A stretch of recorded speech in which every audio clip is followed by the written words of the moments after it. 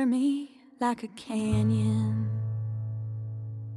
when the sun is hanging low down. Hi, welcome to Intro to Songwriting. Since I can't come to your school this year, I thought it'd be fun to make a few videos that might help you with your songwriting. This is the first video in a short series of videos about songwriting, and each video will take you through some exercises and tools that you can use to help you write a song. And if you've already written some songs, hopefully these exercises can help you to write better songs and hopefully write more songs. I think music is really important. It's a really important time for music right now, and the world needs your ideas and the world needs your music. So I'm glad you're watching the video and sitting down to write with me. And before we get started, I just want to go over a couple of agreements to make with each other and to make with ourselves. The first agreement is to be creative.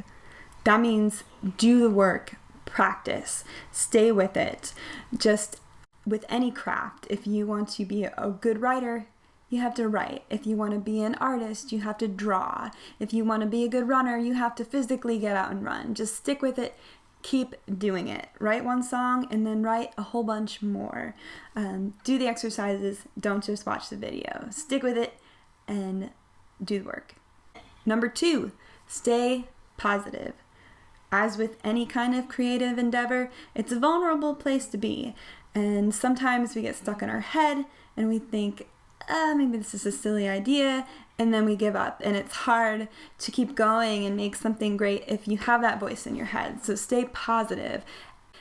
Just know that every kind of creative endeavor is going to be messy and strange and silly at some points, and you need to go right through that stuff to get to where you want to be. So the silly idea that you're not sure is something you want to share with the world, just accept it and move right through it to the next idea. You might actually like that silly idea later, but it is a necessary part of the process of any kind of creation. You're going to make some messes and put some silly stuff down. So stay positive, keep the ideas flowing, and if you're working with somebody else and you're sharing things back and forth, encourage each other to, and don't shut down any ideas. Just keep them flowing. Say, okay, let's keep going. What else you got? Encourage yourself to keep the flow open.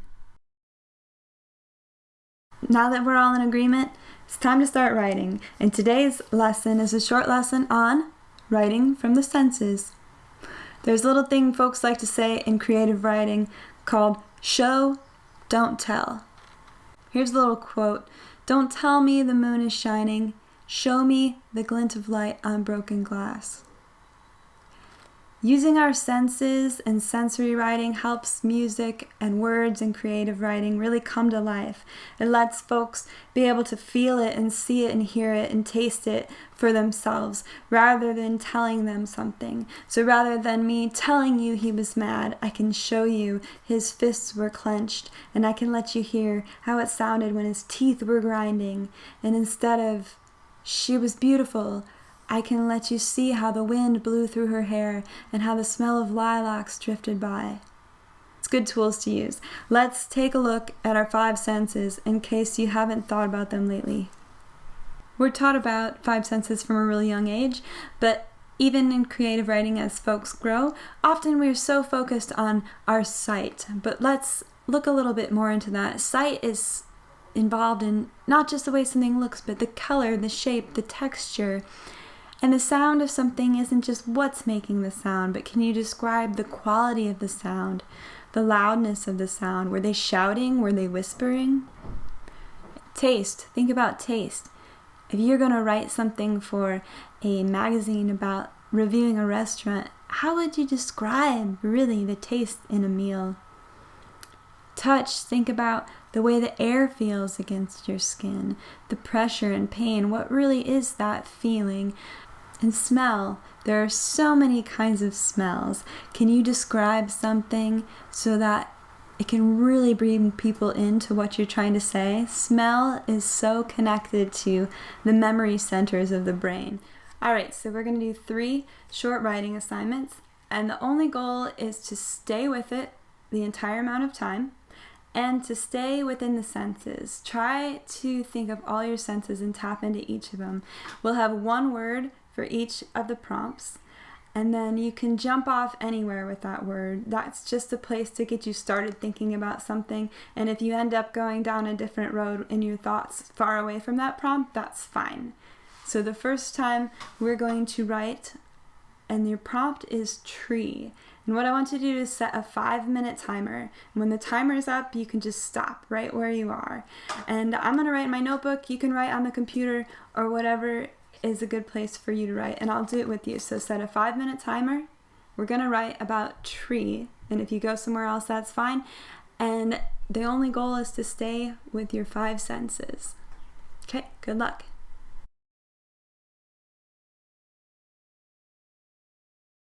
Okay, how did everybody do? Did you make it?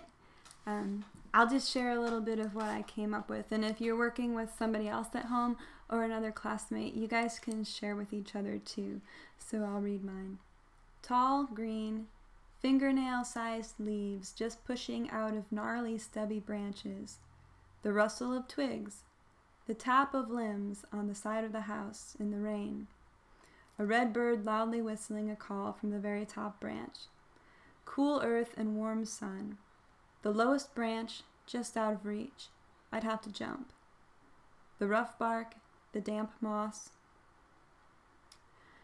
So another thing I wanted to point out is it's just a creative writing exercise. I didn't write any complete sentences. We're just focusing on staying in our senses. So for the next one, we're going to pause the video, set a 10-minute timer, give you a little more time to dive in, and your prompt for this one is uncle.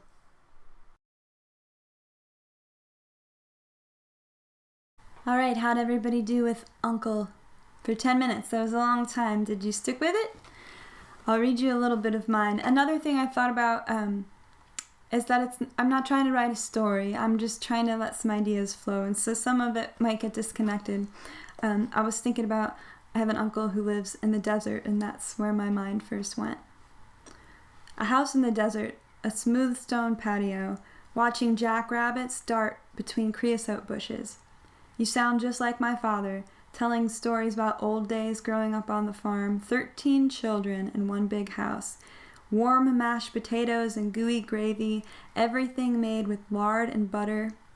Now your dry landscape home, a crisp pale green far from the lush dark greens of Ohio with its sticky humidity and air full of pollen. Ohio with its winters that leave your fingertips hard and blue and your nose red and runny.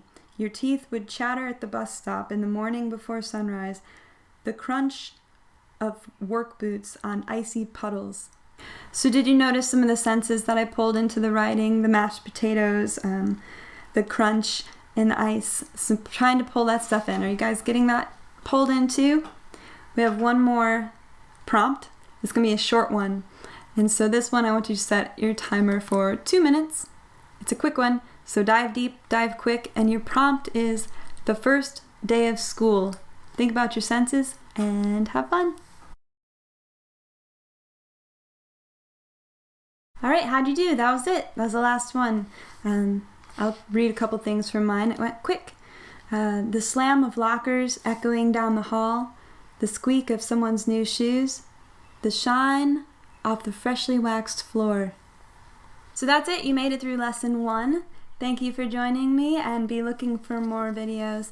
You can look up my music at meganbmusic.com if you're interested, and I also want you to check out this guy, Pat Pattison.